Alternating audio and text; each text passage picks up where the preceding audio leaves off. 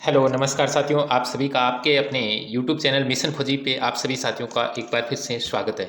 साथियों अच्छे होंगे, मस्त होंगी, तैयारी आपकी अच्छी चल रही होंगी। उसी तैयारी को और मजबूत करने के लिए आज की क्लास के अंदर हम इतिहास के कुछ महत्वपूर्ण क्वेश्चन आंसरों की चर्चा करेंगे।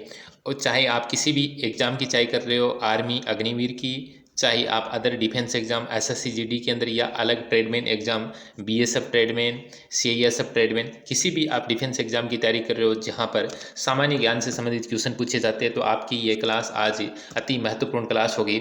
आज की क्लास के अंदर हम इतिहास के कुछ महत्वपूर्ण क्वेश्चनों के अंदर चर्चा करेंगे। इतिहास के कुछ महत्वपूर्ण चुनिंदा टॉपिक है जो सबसे पहले सभ्यता से संबंधित हो गया, वैदिक से ऋग्वैदिक सभ्यता हो गई, हड़प्पा सभ्यता हो गई है, सिंधु घाटी सभ्यता हो गई, वेद हो गए और उसके बाद में कुछ धर्म हो गए। तो सबसे पहले हम बिना देरी के लिए क्लास को स्टार्ट करते हैं। यदि आपने अभी तक वीडियो को लाइक नहीं किया है तो पहले वीडियो को लाइक कर लीजिए और क्लास को पूरी ध्यान से एकदम अच्छी तरीके से आपको क्लास को लेना है। उसके बाद में आपको कमेंट बॉक्स में बताना है कि आज की क्लास आपको कैसी लगी। तो सबसे पहले साथियों बिना देरी के लिए क्लास को स्टार्ट करते हैं। आपकी स्क्रीन के ऊपर पहला क्वेश्चन दे रखा है, हड़प्पा सभ्यता का सबसे पहला खोजा गया स्थल कौन सा था? कि हड़प्पा सभ्यता का सबसे पहला खोजा गया स्थल कौन सा था? सबसे पहले हम बात करते हैं कि सिंधु घाटी सभ्यता का नाम हड़प्पा सभ्यता क्यों रखा गया था। आपने क्योंकि हड़प्पा शहर है या हड़प्पा स्थल सिंधु घाटी सभ्यता का पहला खोजा गया स्थल था। 1921 में दयाराम राय बहादुर साहनी ने इसकी खोज की थी। 1923 और 1946 के अंदर बीबी लाल और बिक्की थापर ने इसके उत्खनन का कार्य किया था। वर्तमान ये पाकिस्तान के अंदर स्थित है। हड़प्पा सभ्यता का सबसे पहले खोजा गया स्थल कौन सा था? याद रखना हड़प्पा। हड़प्पा की खोज पूछी जाए तो याद रखना 1921 के अंदर। वर्तमान में कहाँ पर स्थित है? पाकिस्तान के अंदर। मोहनजोदड़ो भी वर्तमान में पाकिस्तान के अंदर है। मोहनजोदड़ो की खोज 1922 के अंदर राखल दास बनर्जी द्वारा की गई थी। लोथल की बात की जाए तो ये गुजरात के अंदर स्थित है, भारत के गुजरात स्टेट के अंदर। कालीबंगा भारत के राजस्थान स्टेट के अंदर है। हड़प्पा सभ्यता का सबसे पहले खोजा गया स्थल कौन सा था? हड़प्पा। इसीलिए इस सभ्यता का नाम हड़प्पा सभ्यता रखा गया था। अगला क्वेश्चन नंबर 2 आपकी स्क्रीन के ऊपर दे रखा है प्यारे साथियों। विशाल स्नानागार प्राप्त हुआ था, यानी हड़प्पा स्थल के या सिंधु घाटी सभ्यता के कौन सा ऐसा स्थान था जहां से विशाल स्नानागार प्राप्त हुआ था? हड़प्पा, मोहनजोदड़ो, कालीबंगा, इनमें से कोई नहीं। बार बार एग्जाम के अंदर क्वेश्चन आया विशाल स्नानागार कहाँ से हुआ है? याद रखना मोहनजोदड़ो से। विशाल स्नानागार का पूछा जाए तो मोहनजोदड़ो से प्राप्त हुआ है। और क्वेश्चन यदि मोहनजोदड़ो से पूछा जाए तो 1922 के अंदर राखलदास बनर्जी ने इसकी खोज की थी। इसका अर्थ होता है मोहनजोदड़ो, यानी मर्तकों का टीला मोहनजोदड़ो। और कालीबंगा की बात की जाए राजस्थान के अंदर है। अमलानंद घोष ने इसकी खोज की थी और इसकी खोज अमलानंद घोष ने 1953-54 के अंतर्गत, जिस कालीबंगा का अर्थ होता है काली रंग की चूड़िया। अगला क्वेश्चन नंबर साथियों 3 नंबर दे रखा है, सिंधु सभ्यता की मोहरों का आकार क्या था? यानी सिंधु सभ्यता की जो भी हमें मोहर प्राप्त हुई है उस मोहरों का आकार कैसा था? बेलनाकार, वर्गाकार, आयताकार। सबसे पहले यदि क्वेश्चन पूछा जाए सिंधु घाटी सभ्यता का आकार कैसा था, वो त्रिभुजा आकार स्वरूप में फैली थी। वर्तमान तो वो समचतुर्भुज आकार के अंदर है। लेकिन इसके अंदर पूछा गया सिंधु सभ्यता की जो मोहर थी उनका आकार कैसा था? बेलनाकार, वर्गाकार, आयताकार सभी। तो याद रखना ये उपयुक्त सभी बेलनाकार की, वर्गाकार और आयताकार सभी प्रकार की मोहरें प्राप्त हुई है। ये भी क्वेश्चन बार बार एग्जाम के अंदर आया हुआ है। अगला क्वेश्चन नंबर 4 दे रखा है मेरे प्यारे साथियों, मन के बनाने का कारखाना कहाँ से प्रारंभ हुआ था? यानी सिंधु घाटी सभ्यता में ऐसे कौन से स्थान है जहां पर मन के बनाने के कारखाने के अवशेष मिलते हैं? बनवाली, लोथल और चनहुदड़ो कोड दीजिए। तो याद रखना लोथल और चनहुदड़ो दोनों जगहों में मन के बनाने के कारखाने मिले हैं। यहाँ पे मनकों का निर्माण होता था। लोथल गुजरात के अंदर स्थित है, याद रखना लोथल गुजरात के अंदर भोगवा नदी के तट पर स्थित है। अगला क्वेश्चन नंबर साथियों क्वेश्चन नंबर 5 दे रखा है, सिंधु सभ्यता के लोग किस धातु से परिचित नहीं थे? यानी सिंधु घाटी सभ्यता के लोग थे किस धातु से परिचित नहीं थे? लोहा से, तांबा से, सोना, चांदी। तो याद रखना लोहा से वो परिचित नहीं थे।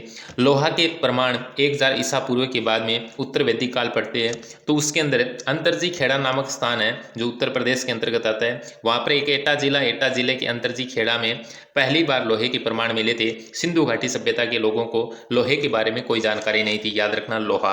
अगला क्वेश्चन नंबर 6 आपकी स्क्रीन के ऊपर दे रखा है, वेरी वेरी इंपॉर्टेंट क्वेश्चन है, स्टार डाल लेना। क्वेश्चन नंबर 6, सिंधु सभ्यता की लिपि क्या थी? यानी वर्तमान में हम देखते हैं भाई हमारी लिपि भारत की देवनागरी लिपि है। सिंधु सभ्यता की लिपि क्या थी? अक्षरात्मक, चित्रात्मक, वर्णात्मक और सभी। याद रखना अक्षरात्मक भी थी, चित्रात्मक थी, वर्णात्मक थी। ये सभी प्रकार की जो लिपि मिली है वो सिंधु सभ्यता से मिली है, यानी सिंधु घाटी सभ्यता की लिपि उपयुक्त सभी। अगला क्वेश्चन नंबर 7 प्यारे साथियों स्क्रीन के ऊपर दे रखा है, आर्यों का मूल निवास स्थान था। आर्यों का मूल निवास स्थान था उत्तरी ध्रुव, सप्त सिंधु प्रदेश, ओलंपस पर्वत, मध्य एशिया। आर्यों की बात की जाए, देखो सिंधु घाटी सभ्यता रेडियो कार्बन C14 के अनुसार 2350 से 1750 ईसा पूर्व के अंदर माना जाता है। ये रेडियो कार्बन C14 के अनुसार इसका कालक्रम है। 1500 से लेके 600 ईसा पूर्व तक का जो काल है वो वैदिक सभ्यता के रूप में माना जाता है। और वैदिक सभ्यता के अंदर लोग कौन थे? आर्य थे। आर्यों का मूल निवास स्थान पूछा गया उत्तरी ध्रुव, सप्त सिंधु प्रदेश, ओलंपस पर्वत और मध्य एशिया। याद रखना, आर्य मध्य एशिया के थे। आर्य सबसे पहले आर्यों के बारे में जानकारी मैक्स मुलर ने दी थी। अगला क्वेश्चन नंबर है 8 दे रखा आपकी स्क्रीन के ऊपर। सबसे प्राचीन वेद कौन सा है? सबसे प्राचीन वेद की बात की जाए तो आपके सामने 4 ऑप्शन है, ऋग्वेद, यजुर्वेद, सामवेद। तो याद रखना सबसे प्राचीन वेद कौन सा है? ऋग्वेद सबसे प्राचीन वेद है। ऋग्वेद सबसे प्राचीन वेद है।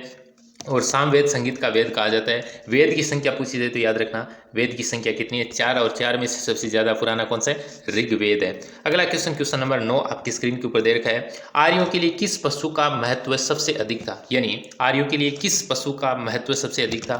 हाथी, बैल, घोड़ा, गाय। तो याद रखना आर्यों के लिए किस पशु का सबसे ज्यादा था? गाय का था। गाय को अगन्या के नाम से जाना जाता था। आर्य यदि पूछा जाए वैदिक सभ्यता के अंदर सबसे ज्यादा प्रिय पशु कौन सा था? वो भी गाय था। वैदिक सभ्यता का कालक्रम 2 भागों में, एक ऋग्वैदिक काल है जिसे 1500 से लेके 1000 ईसा पूर्व के मध्य, 1500 से 1000 ईसा पूर्व है, और 1000 से 600 ईसा पूर्व उत्तर वैदिक काल माना गया। 1000 से 600 ईसा पूर्व है, ये भी आपको याद रखना है। अगला क्वेश्चन नंबर 10 आपकी स्क्रीन के ऊपर दे रखा है प्यारे साथियों। वेरी वेरी इंपॉर्टेंट है, बार बार एग्जाम के अंदर है। गायत्री मंत्र का उल्लेख किस वेद में मिलता है? स्टार डाल लेना। गायत्री मंत्र का उल्लेख किस वेद में मिलता है?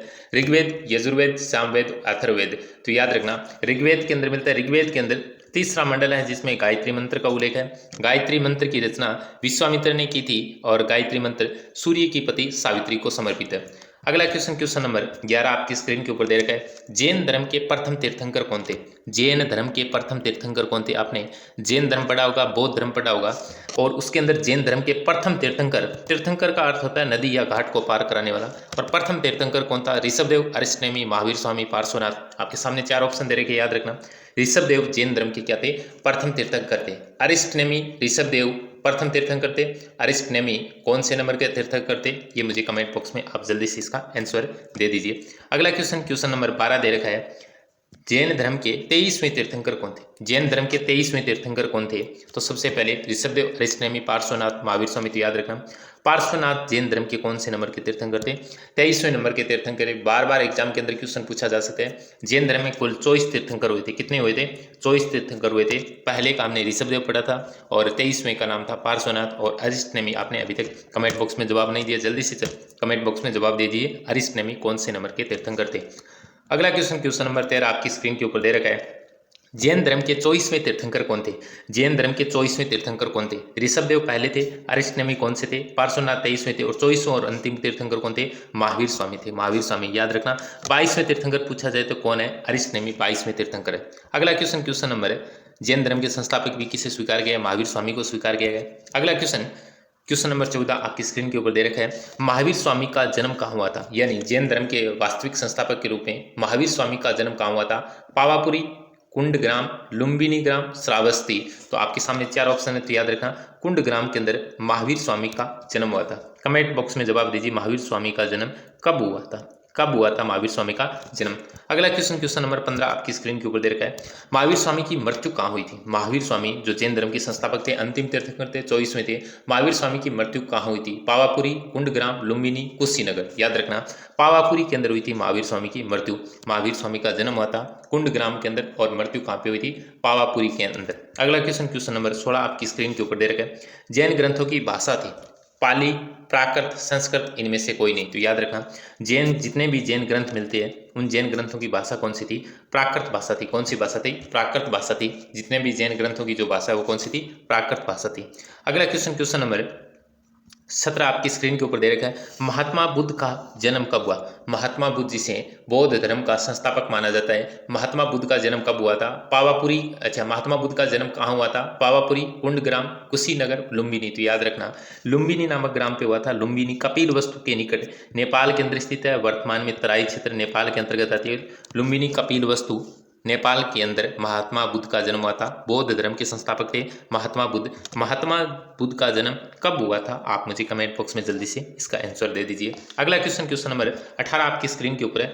बुद्ध को ज्ञान की प्राप्ति हुई थी, यानी भगवान बुद्ध को ज्ञान की प्राप्ति कौन से स्थान पर हुई थी? लुम्बिनी नामक स्थान पर जन्म हुआ था। श्रावस्ती के अंदर बुद्ध ने सर्वाधिक उपदेश दिए थे। सारनाथ के अंदर प्रथम, और गया याद रखना बुद्ध को कहाँ पे हुई थी? गया के अंदर ज्ञान प्राप्ति हुई थी। पूछा जा सकता है महात्मा बुद्ध को जन्म कहाँ पे हुआ था, कब हुआ था और ज्ञान की प्राप्ति कहाँ हुई थी? अगला क्वेश्चन नंबर 19 आपकी स्क्रीन के ऊपर दे रखा है। बुद्ध को निर्वाण प्राप्ति कहाँ है? बुद्ध को मोक्ष की प्राप्ति कहाँ हुई थी? लुम्बिनी नामक स्थान पे, श्रावस्ती के अंदर, सारनाथ के अंदर, कुशीनगर के अंदर, याद रखना कुशीनगर के अंदर हुई थी। और महावीर स्वामी को पावापुरी के अंदर हुई थी। बुद्ध को निर्वाण की प्राप्ति कहाँ हुई थी? कुशीनगर के अंदर। लुम्बिनी नामक गाँव के अंदर यदि पूछा जाए, लुम्बिनी नामक ग्राम के अंदर किसका जन्म हुआ था? महात्मा बुद्ध का जन्म हुआ था। कुशीनगर के अंदर इनको निर्वाण की प्राप्ति हुई थी। अगला क्वेश्चन नंबर 20 आपकी स्क्रीन के ऊपर है। बुद्ध ने प्रथम उपदेश कहाँ पर दिया था? यानी भगवान बुद्ध ने प्रथम उपदेश कहाँ पे दिया था? लुम्बिनी के अंदर इनका जन्म हुआ था। श्रावस्ती सर्वाधिक उपदेश दिए थे। सारनाथ, कुशीनगर, कुशीनगर के अंदर याद रखना कुशीनगर के अंदर किसकी मृत्यु हुई थी? यदि पूछा जाए कुशीनगर के अंदर किसकी मृत्यु हुई थी? बुद्ध को निर्वाण की प्राप्ति हुई थी। और बुद्ध ने अपना प्रथम उपदेश है वो सारनाथ के अंदर दिया था। धर्म चक्र प्रवर्तन के नाम से जाना गया था उपदेश देने की घटना सारनाथ के अंदर। महात्मा बुद्ध ने सर्वाधिक उपदेश कौशल प्रदेश की राजधानी श्रावस्ती के अंदर दिए थे। सर्वाधिक उपदेश ये भी पूछा जा सकता है, सर्वाधिक उपदेश कहाँ पे दिए थे? कौशल प्रदेश की राजधानी श्रावस्ती के अंदर। अगला क्वेश्चन नंबर 21 आपकी स्क्रीन के ऊपर दे रखा है। वेरी वेरी इंपॉर्टेंट है, स्टार डाल लेना। बुद्ध को ज्ञान की प्राप्ति की घटना क्या कहलाती है? बुद्ध को ज्ञान की प्राप्ति की घटना क्या कहलाती है? महाविनिष्क्रमण, संबोधि, धर्मचक्र परिवर्तन, महापरिनिर्वाण। महाविनिष्क्रमण का अर्थ होता है ग्रह त्याग की घटना। बुद्ध ने 4 दस्युओं को देखकर ग्रह त्याग दिया था 29 वर्ष की आयु में। संबोधि ज्ञान की प्राप्ति, धर्मचक्र उपदेश देने की घटना, महापरिनिर्वाण मोक्ष निर्वाण प्राप्ति की घटना, मृत्यु की प्राप्ति। पूछा गया है ज्ञान प्राप्ति की घटना क्या कहलाती है? संबोधि क्या कहलाती है? संबोधि पूछा जा सकता है, याद रखना। अगला क्वेश्चन नंबर साथियों 22 नंबर दे रखा आपकी स्क्रीन के ऊपर। बुद्ध के ग्रह त्याग की घटना, यानी बुद्ध के ग्रह त्याग की घटना बौद्ध धर्म के अनुसार क्या कहलाती है? महाविनिष्क्रमण, महाविनिष्क्रमण, संबोधि, धर्मचक्र परिवर्तन, महापरिनिर्वाण। तो याद रखना महाविनिष्क्रमण। बुद्ध ने 4 दर्शकों को देकर, एक बूढ़ा व्यक्ति, एक सन्यासी, एक लाश और एक बीमार को देखकर इसने अपने बड़े भाई नंदीवर्धन के सहयोग ने इसने क्या किया था? अपने 4 दर्शकों को देखकर इसने क्या किया था? ग्रह त्याग दिया था बुद्ध ने। और महाविनिष्क्रमण ग्रह त्याग की घटना बौद्ध ग्रंथों के अंदर कहलाती है। तो याद रखना संबोधि ज्ञान की प्राप्ति, धर्मचक्र परिवर्तन, उपदेश देने की घटना, महापरिनिर्वाण, मोक्ष प्राप्ति की घटना। अगला क्वेश्चन नंबर 23 आपकी स्क्रीन के ऊपर देखकर। बुद्ध ने प्रथम उपदेश देने की घटना को क्या कहा जाता है? यानी प्रथम उपदेश कहाँ पे दिए थे? याद रखना सारनाथ के अंदर। बुद्ध ने प्रथम उपदेश सारनाथ के अंदर दिया था। बुद्ध को ज्ञान की प्राप्ति गया के अंदर हुई थी। सर्वाधिक उपदेश कौशल प्रदेश की राजधानी श्रावस्ती के अंदर। और ये कहलाता है बौद्ध ग्रंथों के अंदर धर्मचक्र परिवर्तन। ग्रह त्याग, महाविनिष्क्रमण, संबोधि ज्ञान की प्राप्ति, धर्मचक्र परिवर्तन, उपदेश देने की घटना, महापरिनिर्वाण, मोक्ष की घटना। अगला क्वेश्चन नंबर 24 आपकी स्क्रीन के ऊपर दे रखा है। बुद्ध की मृत्यु की घटना को क्या कहा जाता है? महाविनिष्क्रमण आपको मैंने बता दिया, गृह त्याग, संबोधि ज्ञान, धर्मचक्र, उपदेश देने की और महापरिनिर्वाण इसका आंसर हो जाएगा। बुद्ध की जो मृत्यु की घटना है वो बौद्ध ग्रंथों के अंदर क्या कहलाती है? महाविनिष्क्रमण, महापरिनिर्वाण कहलाती है। महाविनिष्क्रमण गृह त्याग से, महापरिनिर्वाण उपदेश देने की घटना को, धर्मचक्र परिवर्तन संबोधि ज्ञान की, और याद रखना महापरिनिर्वाण मृत्यु की घटना को महापरिनिर्वाण कहा जाता है। अगला क्वेश्चन नंबर साथियों 25 आपकी स्क्रीन के ऊपर दे रखा है। बौद्ध ग्रंथों की भाषा क्या थी? बौद्ध ग्रंथों की भाषा, जैन ग्रंथों की भाषा कौन सी? प्राकृत। बौद्ध ग्रंथों की भाषा कौन सी थी? पाली, प्राकृत, संस्कृत, अपभ्रंश। तो याद रखना पाली इनकी भाषा थी। कौन सी भाषा थी? पाली भाषा थी। अगला क्वेश्चन नंबर 26 आपकी स्क्रीन के ऊपर दे रखा है। मगध साम्राज्य का प्रथम राजवंश कौन सा था? यानी मगध साम्राज्य का प्रथम राजवंश कौन सा था? नंद वंश, मौर्य वंश, हर्यक वंश, शुंग वंश। तो याद रखना हर्यक वंश मगध साम्राज्य का प्रथम राजवंश था। हर्यक वंश का संस्थापक था, याद रखना, बिंबिसार। कौन था? बिंबिसार। अगला क्वेश्चन नंबर 27 आपकी स्क्रीन के ऊपर दे रखा है। वेरी वेरी इंपॉर्टेंट है, स्टार डाल लेना। हर्यक वंश का संस्थापक अभी भी मैंने बताया था। हर्यक वंश के संस्थापक कौन थे? बिंदुसार, बिंबिसार, अजातशत्रु, उदयनी। तो याद रखना बिंबिसार हर्यक वंश के संस्थापक थे। बिंदुसार याद रखना ये चंद्रगुप्त मौर्य के पुत्र थे, मौर्य धर्म से संबंधित थे। कौन से? मौर्य। और अगला क्वेश्चन यदि पूछा जाए मौर्य साम्राज्य से संबंधित है, बिंदुसार का संबंध है। और पूछा जाए अजातशत्रु, तो याद रखना अजातशत्रु ने अपने पिता बिंबिसार की हत्या कर दी थी, जो हर्यक वंश का पहला पितरंता कहलाता है। उदयनी ने किसकी स्थापना की थी? याद रखना पाटलिपुत्र शहर की स्थापना की थी। अगला क्वेश्चन नंबर 28 आपकी स्क्रीन के ऊपर दे रखा है। किस वंश को पितरंता वंश कहा जाता है? किस वंश को पितृहंता वंश कहा जाता है? हर्यक वंश, नंद वंश, गुप्त वंश, मौर्य वंश। तो याद रखना हर्यक वंश के जो शासक था अजातशत्रु, उसने अपने पिता की हत्या कर दी, इसलिए इसे पितृहंता वंश कहा गया। पिता का नाम था बिंबिसार। पाटलिपुत्र, अगला क्वेश्चन, क्वेश्चन नंबर 29 दे रखा है। पाटलिपुत्र की स्थापना किसने की थी? अभी भी मैंने बताया था। पाटलिपुत्र की स्थापना किसने की थी? बिंबिसार, अजातशत्रु, उदयनी, गणानंद। तो याद रखना उदयनी ने की थी। गणानंद सिकंदर का समकालीन था, नंद वंश का अंतिम शासक था। अजातशत्रु बिंबिसार का पुत्र था, हर्यक वंश से संबंधित था। अगला क्वेश्चन, क्वेश्चन नंबर 30 आपकी स्क्रीन के ऊपर दे रखा है। प्रथम बौद्ध संगीति 483 ईसा पूर्व में राजगृह में किसके आयोजन करवाई थी? यानी 4 बौद्ध संगीति हुई है। प्रथम बौद्ध संगीति 483 के अंदर हुई थी, दूसरी बौद्ध संगीति 383 के अंदर हुई थी, तीसरी बौद्ध संगीति 254 255 ईसा और चौथी ईसा की प्रथम शताब्दी। और राजगृह में हुई थी। कहाँ पे हुई थी? मैंने आपको ट्रिक बताई थी, रावे पाक। स्थान से संबंधित पूछा जाए, रावे पाक। देखो रा का मतलब हो गया राजगृह, यानी पहली बौद्ध संगीति राजगृह के अंदर। वे का मतलब हो वैशाली, याद रखना। पा का मतलब पाटलिपुत्र तीसरी, और ये हो जाएगी कैसे कश्मीर के कुंडलवन ग्राम में हुई थी, पहली, दूसरी, तीसरी और ये चौथी। और पूछा गया है राजगृह में किसने आयोजित करवाई थी? तो मैंने आपको बताया था राजगृह के अंदर आपको याद रखना है शासक का नाम, यानी मेरे पहले किस नाम से जानते थे? पहले राजा को आका कहते, आका। तो पहली हुई थी आ यानी अजातशत्रु, दूसरी हुई थी कालाशोक। वापस ए लेंगे तो ऐसे अशोक हो जाएगा, और वापस क लेंगे कनिष्क हो जाएगा। तो इसके अंदर शासक का नाम पूछा गया बिंबिसार, अजातशत्रु, अशोक, चंद्रगुप्त मौर्य। तो याद रखना आ का मतलब अजातशत्रु के शासनकाल में हुई थी पहली बौद्ध संगीति। महाकश्यप इसका अध्यक्ष था। कौन था इसका अध्यक्ष? महाकश्यप था। अगला क्वेश्चन, क्वेश्चन नंबर 31 आपकी स्क्रीन के ऊपर दे रखा है। नंद वंश का संस्थापक कौन था? नंद वंश का संस्थापक पूछा गया गणानंद। गणानंद अंतिम शासक था। महापद्मनंद, कालाशोक, शिशुनाग। तो याद रखना शिशुनाग वंश से संबंधित था। महापद्मनंद नंद वंश का संस्थापक था। अगला क्वेश्चन, क्वेश्चन नंबर 32 आपकी स्क्रीन के ऊपर देख रहे हैं। सिकंदर के आक्रमण के समय मगध का शासक कौन था? यानी भारत पर सिकंदर ने आक्रमण किया था 326 ईसा पूर्व के अंदर। याद रखना अलेक्जेंडर सिकंदर, हाइडी स्पीच का युद्ध था। राजा पुरुष और सिकंदर विश्व विजेता बनना चाहता था। सिकंदर के आक्रमण के समय मगध का शासक कौन था? गणानंद, महापद्मनंद, चंद्रगुप्त मौर्य, अशोक। तो याद रखना सिकंदर के समकालीन नंद वंश का शासक था गणानंद, जो मगध साम्राज्य से संबंधित था। अगला क्वेश्चन, क्वेश्चन नंबर 33 आपकी स्क्रीन के ऊपर दे रखा है। मौर्य वंश के संस्थापक कौन थे? मौर्य वंश के संस्थापक कौन थे? तो आपको चंद्रगुप्त मौर्य, कौटिल्य, चंद्रगुप्त प्रथम, अशोक। तो याद रखना चंद्रगुप्त मौर्य ने मौर्य वंश की नींव मौर्य और नंद वंश के अंतिम शासक गणानंद की हत्या करके नए वंश की स्थापना की, मौर्य वंश की, और उसका नाम था चंद्रगुप्त मौर्य। अगला क्वेश्चन, क्वेश्चन नंबर 34 आपकी स्क्रीन के ऊपर दे रखा है।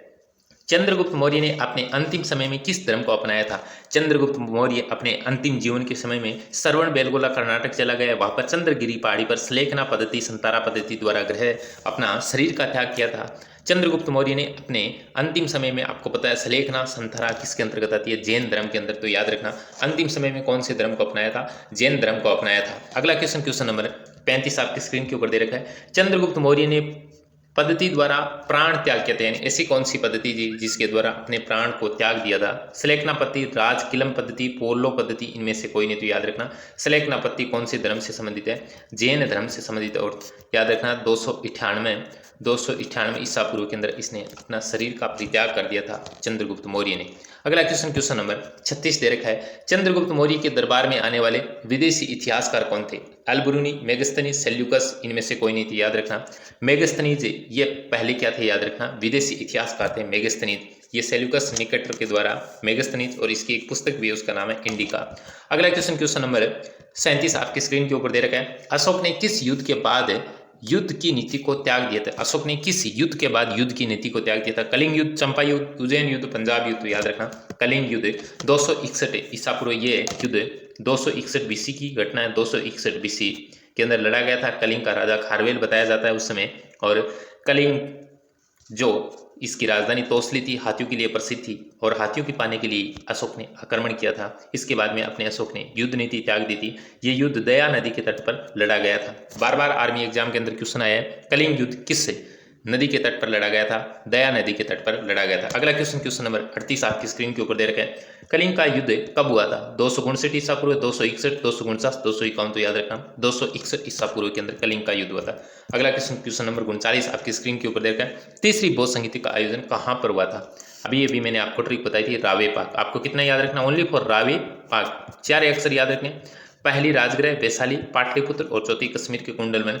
तीसरी बौद्ध संगीति आपको पता होना चाहिए, कलिंग पाटलिपुत्र उज्जैन कुशीनगर तो याद रखना। पाटलिपुत्र के अंदर तीसरी बौद्ध संगीति 254 ईसा पूर्व के अंदर इसका आयोजन हुआ था और मोगलीपुत्र 30 इसका अध्यक्ष था। और याद रखना ये किसके शासनकाल में हुई थी, अशोक के शासनकाल में हुई थी, जो मौर्य धर्म से संबंधित था।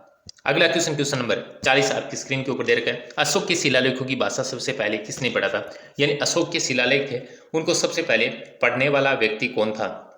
आपके सामने 4 ऑप्शन दे रखे हैं, टीफे-चल्लर, जेम्स प्रीसेप, कर्नल डोंग, मेगास्थनीज। तो याद रखना जेम्स प्रीसेप ने सबसे पहले अशोक के शिलालेखों को पढ़ा था। अगला क्वेश्चन नंबर 41 आपकी स्क्रीन के ऊपर दे रखा है। कनिष्क किस वंश का शासक था, कनिष्क, शक, कुषाण, हूण, पार्थियन। तो याद रखना कनिष्क कुषाण वंश से संबंधित था, कनिष्क कुषाण वंश। अगला क्वेश्चन नंबर 42 आपकी स्क्रीन के ऊपर दे रखा है। कनिष्क की राजधानी थी, यानी कनिष्क कुषाण वंश से संबंधित था। कनिष्क के समय कुषाण वंश की राजधानी कौन सी थी, पेशावर, मथुरा, दोनों इनमें से कोई नहीं। तो याद रखना पेशावर और मथुरा दोनों इस समय क्या थी, कनिष्क की राजधानी थी। अगला क्वेश्चन नंबर 43 आपकी स्क्रीन के ऊपर दे रखा है। कनिष्क के दरबार में रहने वाले राजवैद्य कौन थे, यानी कुषाण वंश का शासक था कनिष्क, उनके दरबार में रहने वाले राजवैद्य नागार्जुन, चरक, अश्वघोष, इनमें से कोई नहीं। तो याद रखना चरक, जिसने चरक संहिता की रचना की थी। नागार्जुन को याद रखना भारत का आइंस्टीन कहा जाता है, भारत का क्या कहा जाता है, आइंस्टीन। अगला क्वेश्चन नंबर 44 आपकी स्क्रीन के ऊपर दे रखा है। चौथी बौद्ध सभा का आयोजन हुआ था कुंडग्राम, कुंडलवन ग्राम, वैशाली, पाटलिपुत्र। याद रखना कुंडग्राम के अंदर मैंने आपको बताया था जन्म हुआ था, किसका जन्म हुआ था, महावीर स्वामी का जन्म हुआ था। कुंडलवन ग्राम कश्मीर का कुंडलवन ग्राम ये कहाँ पर स्थित है, याद रखना मैंने आपको बताया था रावे पाक की है। लास्ट में कश्मीर के कुंडलवन ग्राम में चौथी बौद्ध संगीति का आयोजन हुआ, जो ईसा की प्रथम शताब्दी के अंदर, और इसके अंदर याद रखना एक अध्यक्ष और एक उपाध्यक्ष बनाया गया था। अगला क्वेश्चन नंबर 45 आपकी स्क्रीन के ऊपर दे रखा है। क्वेश्चन नंबर 45, शक संवत की शुरुआत 78 ईस्वी में किसने की थी, शक संवत की शुरुआत 78 ईस्वी में किसने की, कनिष्क, अशोक, चंद्रगुप्त मौर्य, हर्षवर्धन। तो याद रखना कुषाण शासक कनिष्क ने शक संवत की शुरुआत की थी। बार बार एग्जाम के अंदर आया हुआ क्वेश्चन है शक संवत, वेरी वेरी इंपॉर्टेंट है, स्टार डाल लेना, 78 ईसा पूर्व कनिष्क ने। अगला क्वेश्चन नंबर 46 आपकी स्क्रीन के ऊपर दे रखा है। हर्षवर्धन की राजधानी कौन सी थी, हर्षवर्धन जो वर्धन वंश से संबंधित था उसकी राजधानी कौन सी थी, थानेश्वर, पाटलिपुत्र, कन्नौज, मथुरा। तो याद रखना हर्षवर्धन की राजधानी कौन सी थी, कन्नौज थी। कौन सी थी, कन्नौज थी। याद रखना थानेश्वर, पाटलिपुत्र, कन्नौज, मथुरा में से हर्षवर्धन की राजधानी जो वर्धन वंश से संबंधित था, जिसी का दूसरा नाम पुष्यभूति वंश है, और ये इसकी राजधानी कन्नौज थी। अगला क्वेश्चन नंबर 47 आपकी स्क्रीन के ऊपर दे रखा है। हर्षवर्धन किस वंश का शासक था, पुष्यभूति वंश, शाक वंश, सूर्यगुप्त वंश। तो याद रखना पुष्यभूति वंश से संबंधित था। अगला क्वेश्चन नंबर 48 आपकी स्क्रीन के ऊपर दे रखा है। हर्षवर्धन के समय आने वाले चीनी यात्री कौन थे, हर्षवर्धन पुष्यभूति वंश से संबंधित था और उस समय एक चीनी यात्री भारत की यात्रा की थी, उस चीनी यात्री का नाम बताना है। फायान, हवेनसांग सिंह, इनमें से कोई नहीं। तो याद रखना हैसे हर्षवर्धन और हैसे हवेनसांग हर्षवर्धन के काल में, फायान चंद्रगुप्त द्वितीय विक्रमादित्य के काल में भारत आया था। अगला क्वेश्चन नंबर 49 आपकी स्क्रीन के ऊपर दे रखा है। हर्षवर्धन के राज्य कवि कौन थे, हर्षवर्धन के राज्य कवि कौन थे। आपके सामने 4 ऑप्शन है, बाणभट्ट, हरिसेन, नागार्जुन, चरक। तो याद रखना बाणभट्ट हर्षवर्धन के राज्य कवि थे। बाणभट्ट की पुस्तक भी आपने नाम सुना होगा, बाणभट्ट की हर्षचरित्र व कादम्बरी। अगला क्वेश्चन नंबर 50 आपकी स्क्रीन के ऊपर दे रखा है। हर्षचरित्र व कादम्बरी के लेखक कौन थे, मैंने आपको अभी बताया। हर्षचरित्र और कादम्बरी के लेखक हर्षवर्धन, बाणभट्ट, नागार्जुन, हरिसेन। तो याद रखना बाणभट्ट हर्षचरित्र व कादम्बरी के लेखक है। तो आज की क्लास को हम यहीं समाप्त करते हैं, मिलते हैं अगले क्लास के अंदर।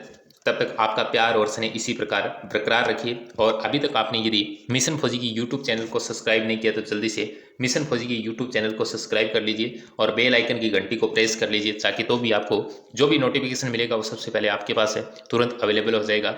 और इसी के साथ में आज की क्लास को मैं यहीं साथियों विराम देता हूँ। मिलते हैं नेक्स्ट क्लास, तब तक बने रहिए। Thank you. जय हिंद, जय भारत।